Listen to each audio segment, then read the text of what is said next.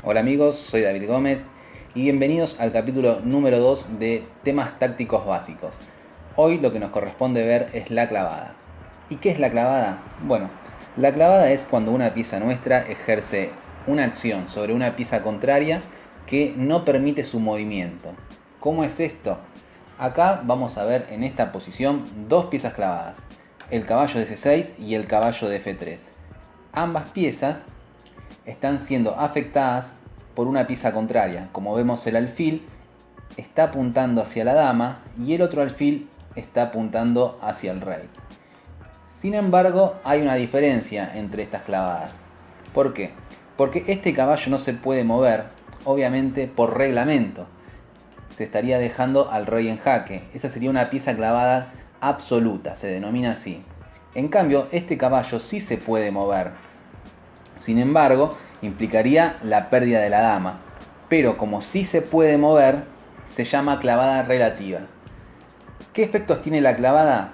Bueno, obviamente este caballo, por más que se pueda mover, vamos a entender que no tendría sentido moverlo porque vamos a perder nuestra dama.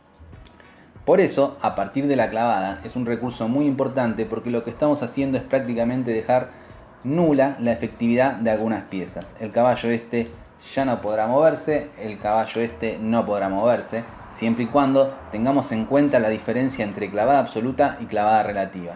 ¿Por qué les digo esto? Vamos a ver. Vamos a dar un ejemplo de un mate muy conocido que se llama mate legal.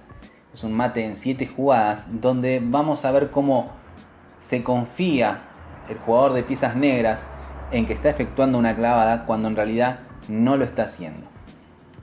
La partida inicia E4, E5, vemos que sacan sus piezas. Este ejemplo, no se olviden que es un ejemplo modelo muy conocido, es una posición que simplemente nos muestra la diferencia entre una clavada relativa y una clavada absoluta. La partida continúa así y finalmente el negro realiza una clavada, lo que da la impresión de que el caballo de F3 ya no podrá moverse. Sin embargo, para la sorpresa del negro, el blanco va y se come un peón. Ahora bien, si nosotros nos comemos el caballo, la dama nos comería el alfil y hubiésemos ganado un peón. Pero bueno, el problema no sería ese, el problema es que el alfil nos estaría comiendo la dama. Pero aquí viene la posición característica del mate legal. Ahora el alfil captura el peón, el rey tiene que avanzar al único casillero y finalmente entra el otro caballo dando jaque mate porque vemos que ya están todas las casillas dominadas y se termina de amenazar al rey. En este caso, el negro se confió del recurso táctico de la clavada, pero no debemos olvidar que la clavada es relativa, por lo tanto, sí el caballo podía moverse y era algo que tenía que tener en consideración el jugador de piezas negras. En el siguiente ejemplo, nos encontramos nuevamente con un caso de clavada relativa. A pesar del ejemplo que vimos antes, no tenemos que pensar que la clavada es simplemente algo que no tiene mucho efecto, porque como lo demuestra la posición, realmente sí que lo tiene.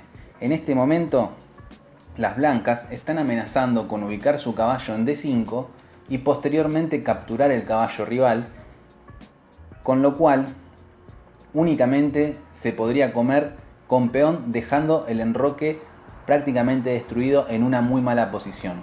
Por lo tanto, esta clavada, que es tan molesta, impide que el caballo se retire porque está la dama detrás, e incluso la dama no se puede retirar porque si no tendría el mismo efecto, comeríamos el caballo y la estructura quedaría dañada. Por lo tanto, el negro inicia una amenaza sobre la pieza que está ejerciendo la clavada, esperando que se aleje. Ahora bien, si el alfil se retira de esa diagonal donde está ejerciendo la clavada, claramente el negro ya no tendría ningún problema. Pero no va a ser así. El blanco va a mantenerse en esa diagonal siguiendo con la amenaza y el negro se sobreextiende con sus peones y vuelve a amenazar el alfil. Pero aquí aparece un recurso muy interesante, que es que el blanco, contando con la fuerza de la clavada, sacrifica un caballo por dos peones muy importantes porque son los del enroque, pero además el caballo ya no tiene sostén más que por la dama.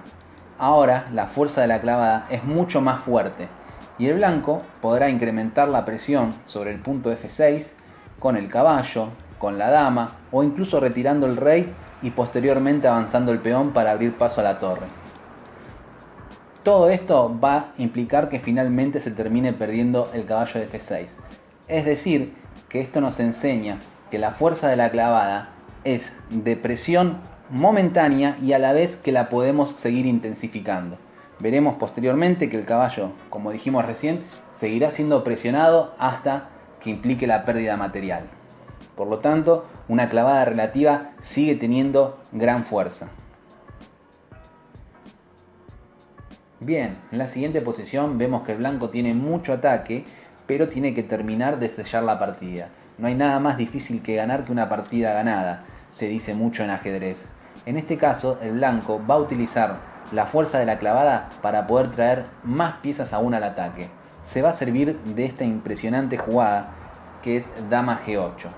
Tras lo cual, el rey debe aceptar el desafío, porque si no, de otra manera, la posición terminaría en jaque mate.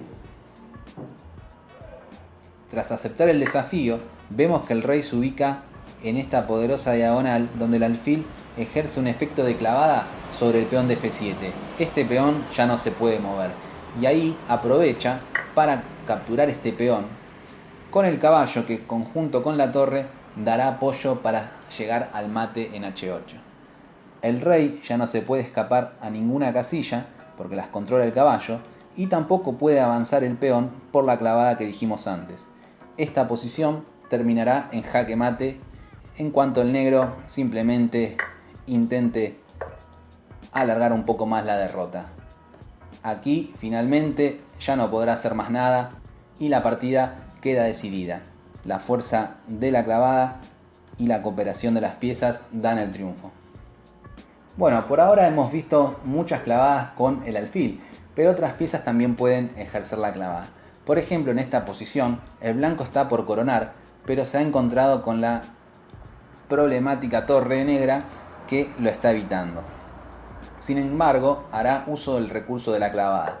Tras jaque, el rey debe retroceder a la sexta fila y ahora ubicará la torre de esta manera. ¿Por qué? Porque la torre ya está clavada y no podrá capturar el peón ni en D7 ni una vez que haya coronado, porque con la torre aquí se ejerce una fuerza de clavada que la torre negra únicamente podrá actuar sobre esta fila. Es decir, que la presión que poseía por la columna D ya no servirá y tras la captura finalmente el blanco corona y quedaría en una posición ganada. Con esto vemos que la cuestión de la clavada no es una cosa exclusiva de los alfiles. Bueno, para la siguiente posición vamos a ver fuego cruzado.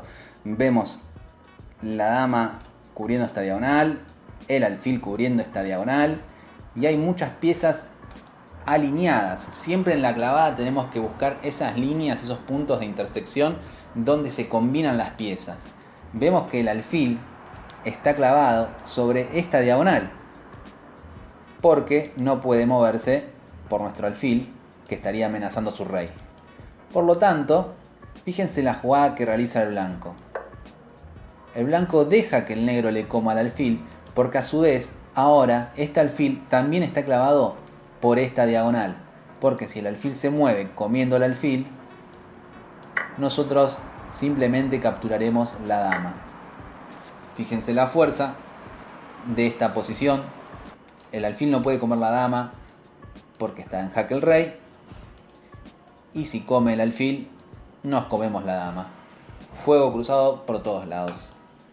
Bien, vamos a cerrar con la última posición, que es la reina de las clavadas, esta posición, porque aquí se ve muy fácil ya el tema.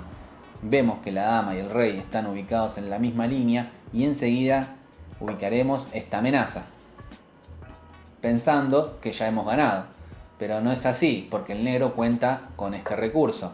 Ahora, nuevamente el alfil no puede comer la dama, porque estaría bajo amenaza nuestro rey.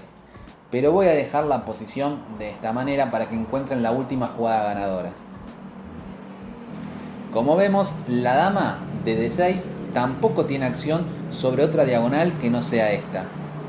Entonces el blanco hará uso de eso y atacará a la dama y dará jaque al rey, y de esa manera ganará la partida. La dama no puede capturar